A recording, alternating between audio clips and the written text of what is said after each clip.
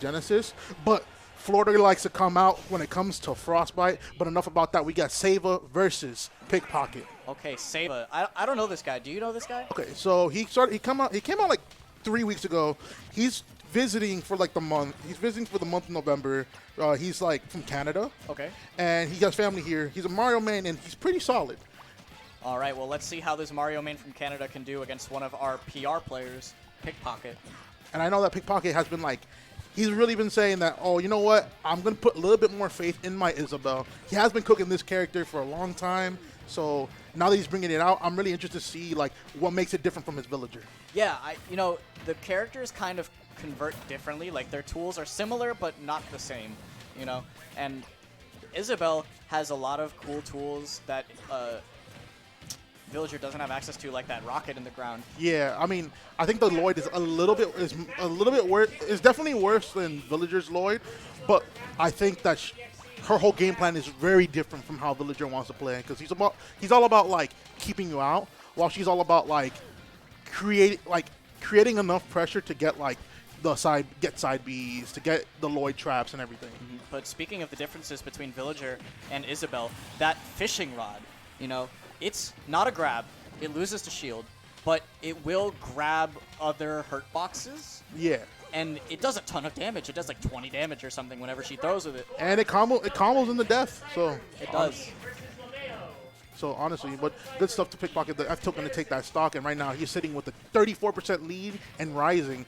Yeah, it's going to be a little bit difficult for Ceva to try to get in on this Isabelle, rather, if she decides to be very aerial-oriented, because these slingshots, unless that comes out, catching the fall of the slingshot with the invincible up smash, which Mario's had since the dawn of time. Most definitely.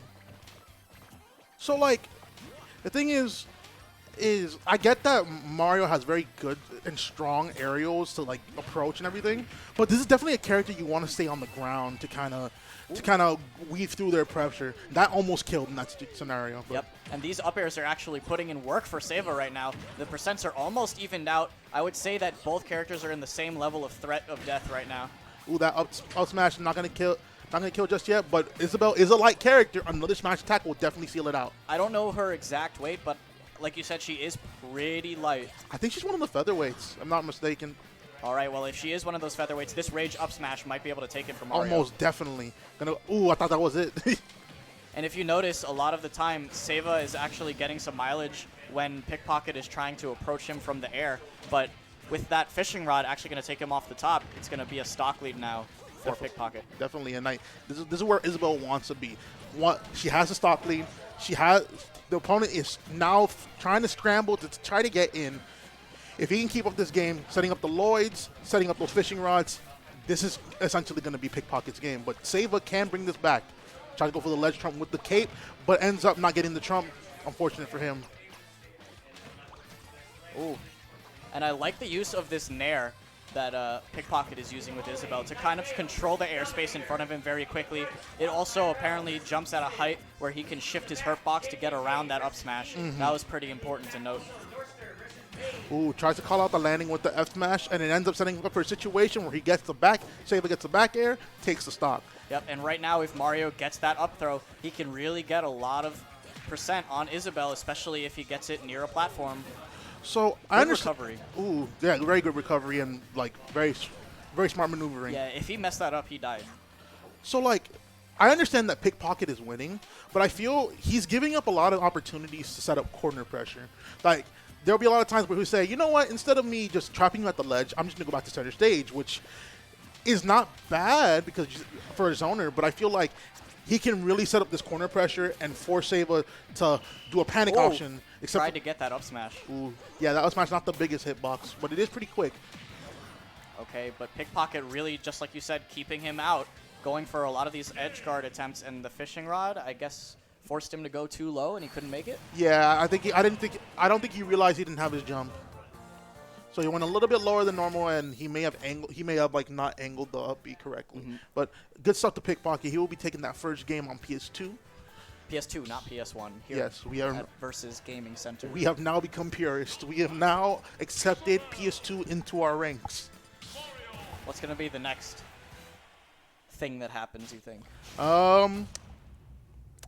Well, I know that a lot of places are doing 2-band TSR. I wouldn't be surprised if, like, in a couple months we go with them.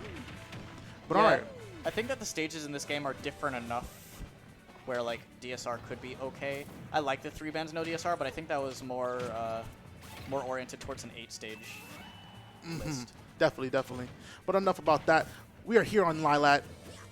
And Ceva, you know, coming in with the early percents this time, not really getting walled out by Isabelle. This small stage, like, not small stage per se, but like the way that Lilat is shaped really can help Mario maneuver around some of these tools that Isabelle has. Most definitely. And like people often forget that, yeah, you ban Battlefield, you ban Yoshi's Story against Mario. Lilat is still a triplat. It still has that layout that Mario likes. He can still get those combo extensions, just not as severely as he gets him on the 3 triplats. And the yeehaw.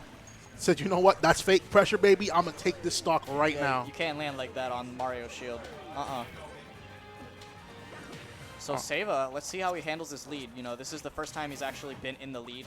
In the game 1, he did have a few moments where they were at neutral percentages and stocks, but this is his first actual lead on Pickpocket. Let's see how he handles it. Most definitely. And like one thing I've noticed about Isabelle compared to Villager is that Isabelle is not as good at chipping on damage as Villager is. Like, I feel like she has the same kind of aerials that kind of do that damage, but it's not as strong as Villager's pressure because Lloyd Rocket is a non-factor. Yeah, I think that on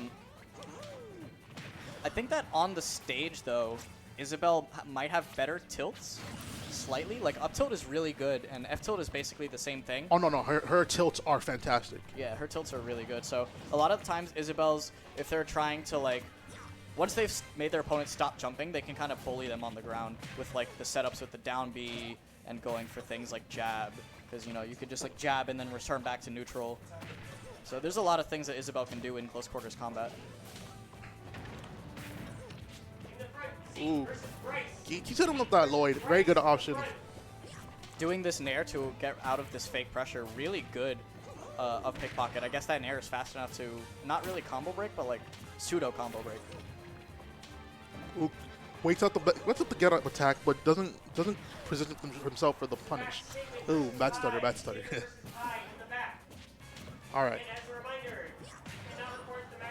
Goes for up tilt. Tries to get the up air, but that's not going to confirm that this percent. And that's going to kill. Ooh. That looked like bad DI. I think because you could DI that away and try to live longer off the sides. The thing is, I'm pretty sure you DI it away from the way that Isabelle was facing when she first put it down. But, like, you have to remember her putting it down. Oh, is that up? You going to take it? No. No, actually. Ooh, tries to call out the landing on the ground with an F smash. Right now, Ceva's just trying to even up this game. And this is actually what Ceva needs to do. He needs to hold this position, try to hit a whiff from Pickpocket with one of his bigger kill options, and try to take the stock. That down air was good, but good DI coming out from Pickpocket. Most definitely. Now the next good hit is going to kill. That's it. That's how you do it. You just wait for your opportunity. He knew that that forward air wasn't safe because it hit the top of his shield. And also, it was an approaching forward air rather than a retreating forward air. With the platform, getting the forward air. Can he get the turnaround grab? No, he doesn't. But the pressure is still on. Ooh. Oh, he got single coin. He got the smash 4. Yeah, he just didn't have the rage. Ooh, the roll in F smash is not going to kill just yet. I like that recovery mix up from Ceva. Really made it so that he got away from that Lloyd, but the up throw is actually going to take. Is that up or forward? That was up. Up. The up throw took it, and Pickpocket using the fishing rod to the best of his ability. Nah, that was actually some strong play going for both